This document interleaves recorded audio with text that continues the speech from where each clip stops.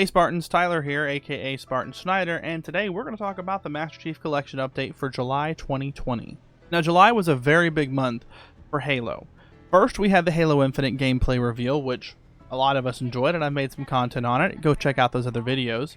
And we also got Halo 3 on PC, as well as Forge for Halo Reach, Halo 2 Anniversary, and of course Halo 3 itself. We also got a new challenge system, which included a new season for Halo Combat Evolved. There was also a very big audio update for both Halo Reach and Halo 3 that rolled out for Xbox One and PC. 343 actually approached one of their partners, Waves Audio, and asked them to basically import the original Waves runtime plugin from Halo 3 and Halo 3 ODST as well as Halo Reach so that the audio in Master Chief Collection would sound better or, more like the original games. And it looks like they were fairly successful in doing it. They have a whole post about it on the actual Halo Waypoint itself, so again, it's linked down below. Go check it out if you want to see or read more about it. Halo 3 hit registration has been a problem in the game for a while, and the devs have finally started investigating what's going on with it. Now, it was believed by a bunch of the fans that the issue was due to the game engine dropping down to 30 Hz 30 ticks. And this is only half the truth because it doesn't actually solve the actual issue causing shot registration problems to occur, especially when you're playing at a higher refresh rate or a higher tick rate. To give you the short of this is not a simple problem, and therefore the fix is not a simple fix either. As they state, the devil's in the details, and there's a more nuanced work to be done before they will be able to fix this issue for all scenarios, including players that want to adjust the game to run at not only 30 Hz, but 60 and even up to 120 Hz itself. So there is a video on the Waypoint site itself. I recommend you check it out if you want to learn more about it. It also looks like that while we just got Season 2, 343 is focusing on the future and that they're planning for Season 3 already. With that, they brought in some designers. Specifically, they brought in Dana Jertpak, a technical multiplayer game designer for 343, to talk about what they're doing with Halo 3 ODST and what they're doing with Firefight itself for Halo 3 ODST.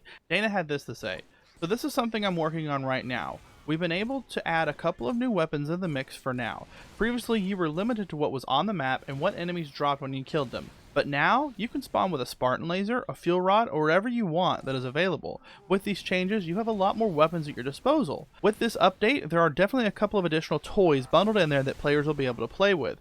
So it looks like they're not only focusing on getting Halo 3 ODST ready, but they're also getting ready to launch Halo 3 ODST Firefight, and we'll be getting some of the updates that a lot of us wanted to see in the original Firefight itself."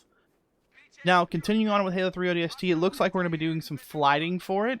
So Halo 3 ODST is the next installment that's coming to Master Chief Collection on PC, and they're expecting to do flighting for it sometime in the beginning half of this month, August 2020. They do have some goals with this. Of course, their goal of the first flight is to test the distribution pipeline, validate Firefight for ODST, gather feedback on the content listed below, and we'll go over some of that content here in a second, and ensure all supporting systems are functioning properly in preparation for bringing Halo 3 ODST to Halo Master Chief Collection on PC and its version of Firefight for both Xbox One and PC. And here are some of the content that they're looking to test in this flight itself.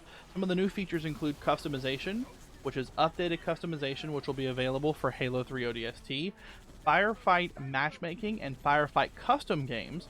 So they're wanting to test Firefight's network model that has been completely overhauled for its addition to the Master Chief Collection, and Theater, which will be available for use with mouse and keyboard for Halo 3 ODST. They're also looking to test some of the campaign features, which includes campaign missions like Mombasa Street, Kyrene Plaza, Uplift Reserve, and basically the rest of them, ENMPD HQ, Data Hive, and Coastal Highway, as well as campaign playlists like Flight Test Heroic, Hoofinit, and Street Smart.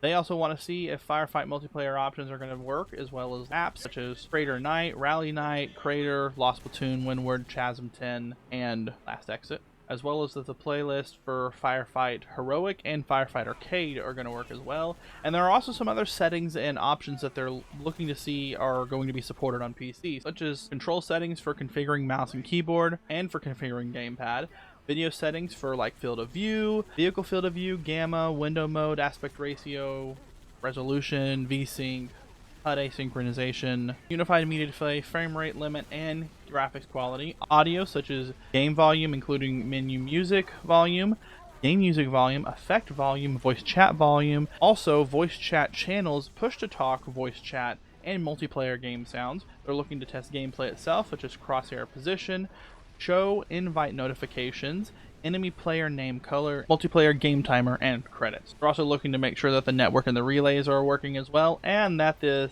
accessibility settings such as subtitles, changing of the language, converting text to speech, and converting speech to text are functioning as well. Then we move into the top community reported issues for all of Master Chief Collection. So some of the things include challenges not progressing or resetting. Supposedly there was an update on July 29th that fixed the issue, so I haven't seen anything else about it. I'm assuming the issue is fixed. There are also players reporting that they're unable to play Halo 2 Anniversary on the co-op campaign, and 343 is working with the players who submitted tickets on it to find out what the core issue is. There's also an achievement issue, and they're continuing to fix bugs around reporting achievement issues, and they say that we are aware the all according to plan achievement is not unlocking currently. If there are other achievements that you are still encountering issues with, specifically, please submit a ticket to the Halo support site. Apparently, there have also been co-op disconnecting issues, and they have released a handful of server-side updates to address the issue with connectivity when playing co-op campaign. Players are also still unable to matchmake when they're on the same internet connection. So it appears there have been some people that are not able to connect, and they're currently investigating why this is happening and trying to find a workaround. Some players are also reporting that they're unable to log in and play, and their team is currently investigating the reports relating to this issue, and they encourage you to submit a ticket. There's also some issues with game crashing and UE4 errors, and they're investigating the issue on their end. Halo 3 hit registration was discussed above, and they're currently in the process of fixing it, so give them a little bit of time. And finally, key bindings reset on game close. The team is currently investigating this, and they encourage you to submit a ticket if you haven't done so already. 343 also took some time to write out what their future plans for 2020 are concerning Master Chief Collection. Some of the things that they're looking to implement include crossplay, input-based matchmaking, server region selection, custom game browser, per game graphics option, a per game audio option, mouse and keyboard support for Xbox, PC file share, double keybinds for all games, view model adjustments for all games, in-game FPS cap and adjustment, and Steam account linking. And just so you know, they plan to release certain things together. So they're planning to release crossplay, input-based matchmaking, and server region selection together. They're also planning to release custom game browsers, per game graphics options, and mouse and keyboard support for Xbox together. They're also looking to make some quality of life improvements. These include performance improvements for all games on both PC and Xbox, improved uncapped frame rates, and they're specifically targeting Reach and Halo 2 Anniversary,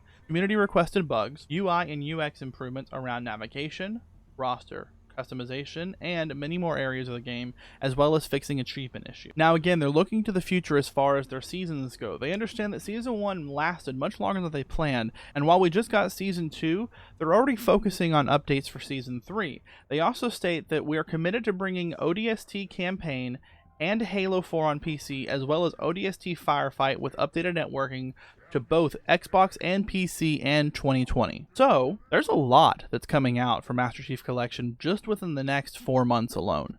And we already see that while we just got Halo 3 for PC on Master Chief Collection, they're already starting testing Halo 3 ODST, and I wouldn't be surprised if it's out by early September itself. Of course, I don't have confirmation on that, just speculation at this point, but it would be interesting to see. They did mention in here that they are looking at mod support, and there's a lot of people in the community that are speaking about this. They are currently now in active iterations on the ELUA that lays out the ground rules for modding and player-generated content. They understand that this will be disappointing news to many of us players, but the silver lining is that the EULA is in late stages. Once it is ready, we will reassess what we can accomplish in the short, mid, and long-term timelines.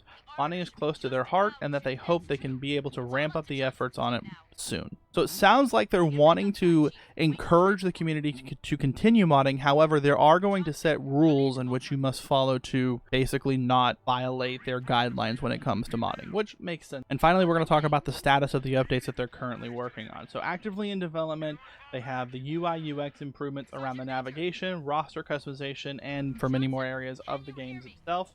They have view model adjustments for all games, Steam account linking, in-game FPS cap and adjustment, PC file share, and they've already added additional video settings and options, custom game browsers, input-based matchmaking, region server selection, crossplay between Xbox and PC, and double key bindings for all games. When it comes to design, They're still in the process of working on additional mod support, text chat improvements, better ways to report players, and VFR improvements to reach an H2A. They've added per game audio options. In their backlog for further discussion, they've already added text chat on and off, and they're still working on idle system improvements, bringing PC features to console like the FOV sliders, additional accessibility support, split screen on PC, and HDR support on PC.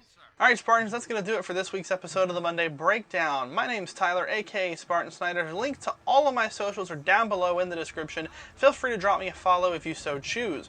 I hope you liked the video. If you did, leave it a like, get subscribed, hit that bell icon so you know when I post new videos. Leave me a comment. Let me know what you think. I really do like reading your comments, and I'd love to see what your thoughts on this topic are. With that said, y'all have a good day, and I'll see y'all in the next one.